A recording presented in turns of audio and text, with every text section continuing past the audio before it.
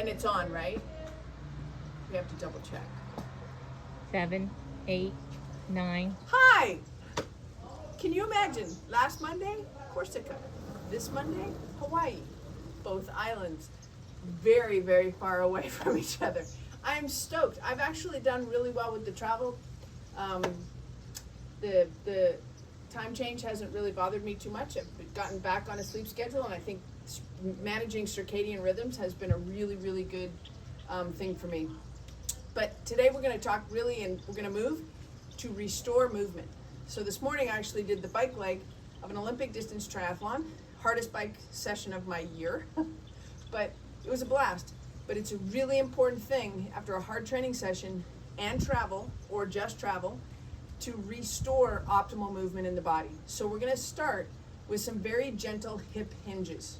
Hip hinging is really imperative for most, if not all, athletic performance.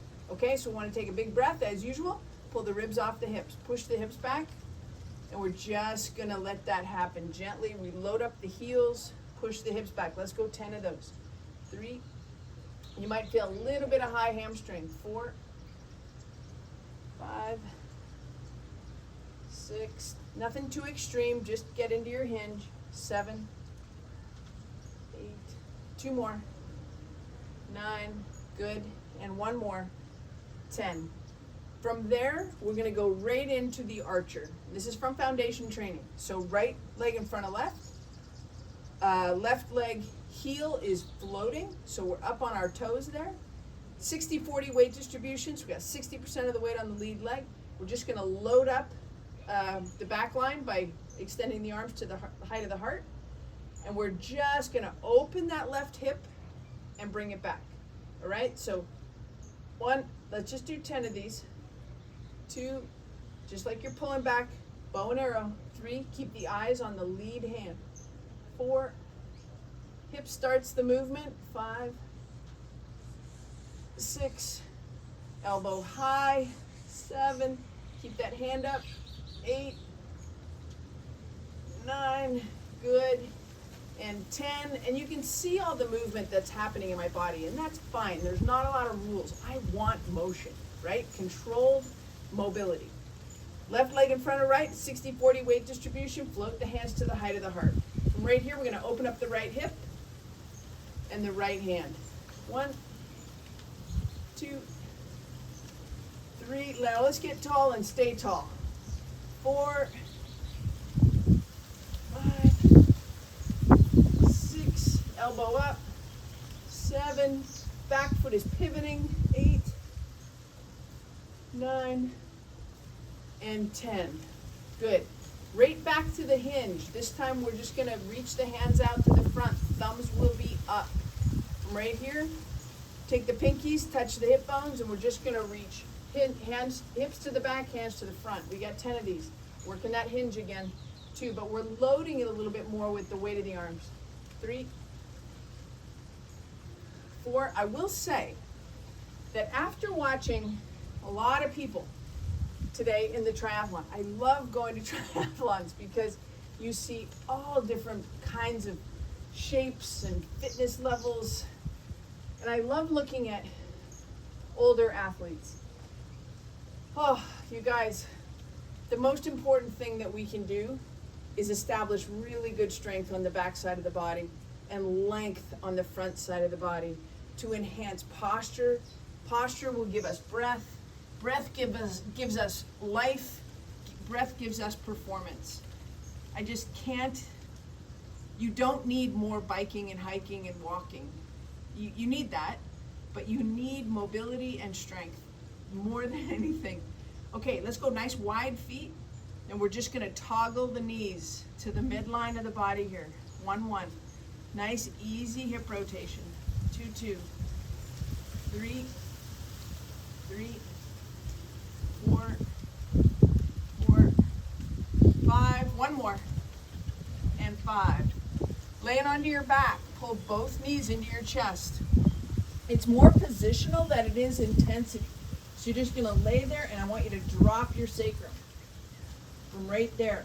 This shortens the hip flexors which can pull on the spine and pull you into an anterior pelvic tilt. So right here, you should be very neutral, and then slowly lower your legs down to the ground. Keep the knees in. Pubic bone to belly button, you're gonna get a nice low abdominal contraction.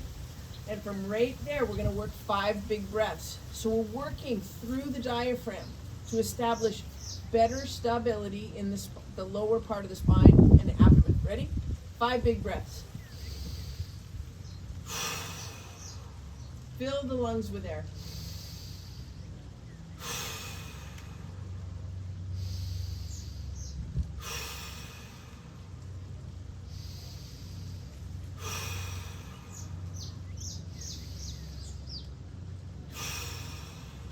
And good. Let's do all of that again. So nice, easy grip of the knees. Drop the sacrum. Nice and easy. Let the shoulders fall to the ground. Tuck the chin, relax the head.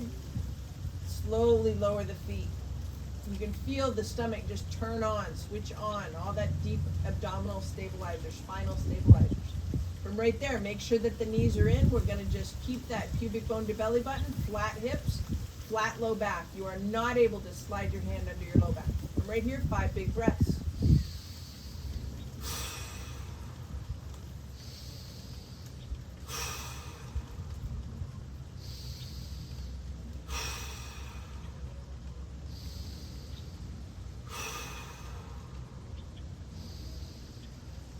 And 5. Okay, good. Now, laying on your side, and here's your measuring stick. So let's just put knees together, and let's just have it so that your top hand can touch your knee. That's how tight, that's how high you want your knees. Now take that same hand and put it on the bottom here. Your head can float like this, or you can have your head relaxed, whatever's best for you. And all we're gonna do is a nice open book. So knees stay in one position. We slowly get the back of the hand to the back, and we bring it back. Let's do 5 of those. 2, nice, easy, open book. 3, thoracic spine mobility, separation of the upper and lower body. 4, and 1 more. I'm gonna stay here for just a second because it feels good. 2 big breaths.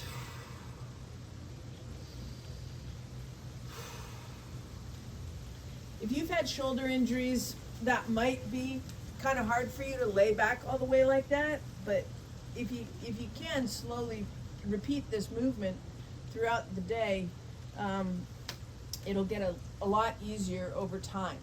Okay, right hand to the knee, that's how you make sure the knee's the same. Float that to the bottom. We're just gonna open that up.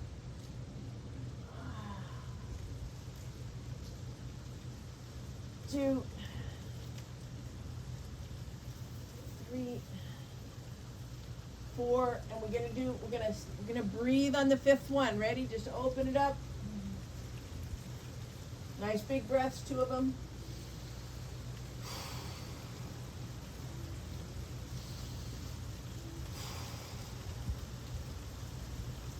And good. All right, let's slowly bring you up into a standing position. Just nice and easy. Okay, now, from here, we're gonna go back into that split stance, 60-40 weight distribution. We're just gonna peek over the cliff. So if there was a plumb line on my nose, it would be about 6 inches in front of the toe. And from here, we're gonna pump through the back heel. So we're keeping the head forward, but we're just gently working through the ball joint of the big toe on the back leg. Nice and easy. So we're getting that nice flexibility through the forefoot and just getting that good ankle motion, lower leg function. That's 7. We'll do 3 more. 8, 9, and 10. And for this first set, hands are on the hips. Okay? Nice and easy here. Hawaiian breezes. Okay? Let the nose just be about 6 inches in front of the toes. 1, 2, we got 10 of these. 3. Pay attention to your lead leg in stability, how stable that is. Press into the ball joint of the big toe. And then let the rear foot just kind of work through the toes so that you're kind of gently right in that position. You can see the creases behind all the toes. Working through forefoot mobility here. Good. And good. All right, let's go one more time each side. We're going to add a little bit of intensity to this by adding the weight of the arms. Super simple. So this to this adds intensity. Imagine. So easy. Keep the hands at the height of the chin, and we're just working through the foot. 2. Pull the chin back, chest up. Think about having a nice big round rib cage. 5. Posture. 6. 7. 8. 9. Woo. And 10. Good. And then just drop the arms. You can shake that out as we go to the other side. Same thing. 60% of the weight is on the front leg. Got a little bit of a forward shift. Let the hands float to the height of the chin or the heart. We're just working through that back foot. Keep the head really strong. Don't let it duck forward. 4, 5, 6, 7, 8, 9. One more. And 10. Okay, good. Shake that out. The back line of the body is the postural integrity of the body. It's what holds us up against gravity and ground. So that's why these hinges are so important, because they just allow us to pull into strength on the back side of the body. So remember, I mean, as much as I love movement, I like strength. I am a strength coach. That's what I do. So right here, we're going to work the hinge using just the weight of the arms, thumbs up. And you're going to feel, if you're doing this well, you want to be nice and high with your upper body, add the weight of the arms, which immediately should load high hamstrings and glute, okay? Here we go, we got 10 of these. Thumbs up, 1. Head is in a nice strong position. Pull the chin into the throat. 3. Load into the ball joint of the big toe on both sides. This is going to anchor you into the midline. 4. 5, starts to strengthen and engage adductors. 6, 7, 8,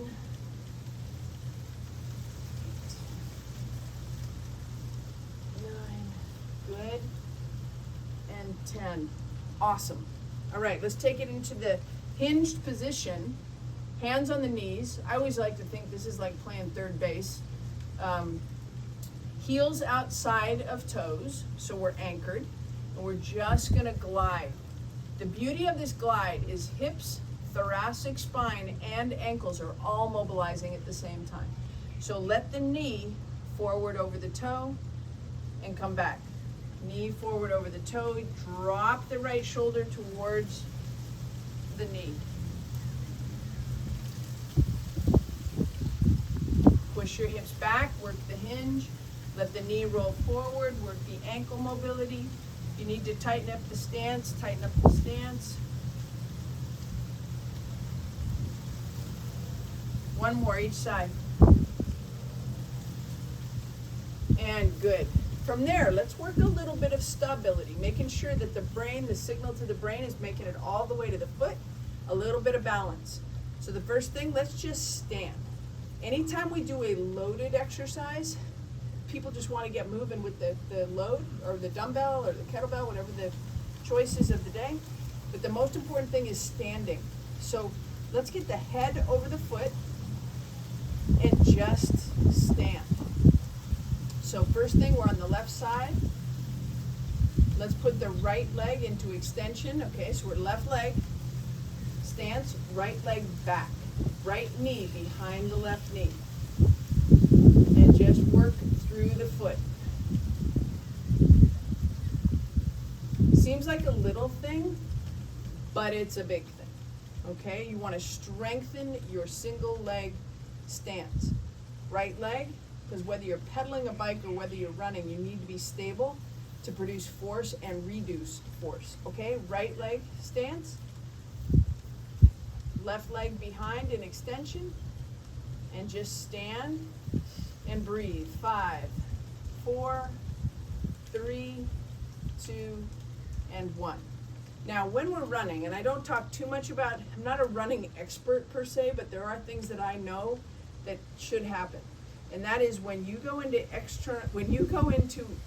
your stride when you're running, your trail leg should be an internal rotation. Okay, so we need to work on this position. So all we're gonna do is just take the heel lateral to the toe, and when we do our single leg stance, we don't want that hip opening up, okay?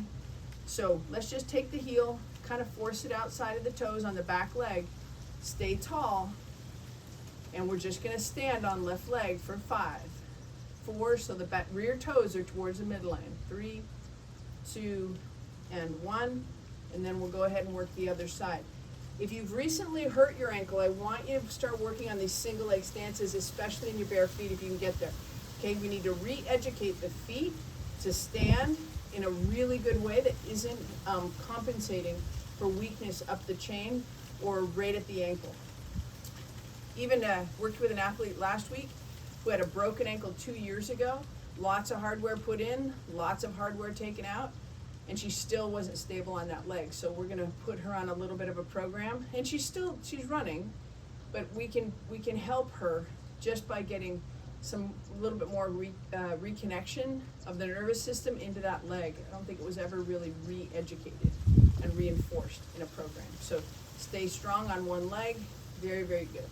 Okay, one more time. We're just gonna glide back and forth, let the shoulders kind of reach into the knees, wide stance, hands on the knees. We're just gonna let the knee go over the toe. And I want your hands in your knees because when your brain senses stability, which is the hands on the knees, you're gonna get more mobility in the joints around that. So I'm gonna get a stronger knee and ankle flexion here as I push my hips back if my hands are on my knees. 2, 2, 3, 3, 4, and since I'm after movement, that's what I want. 5 and 5. A lot of times I'll say, endurance athletes don't need more exercise. You need more focus on mobility, high functioning, re-educating the body into those really useful ranges of motion. You do not need heroic ranges of motion to be a great athlete. As a matter of fact, we got to almost avoid them. Okay, so we want you to be snappy, fast, be able to change direction and go really fast. All right, you guys, hope you're doing well. Aloha. I'll be back in Boulder, Colorado next week, and I can't wait to see you then.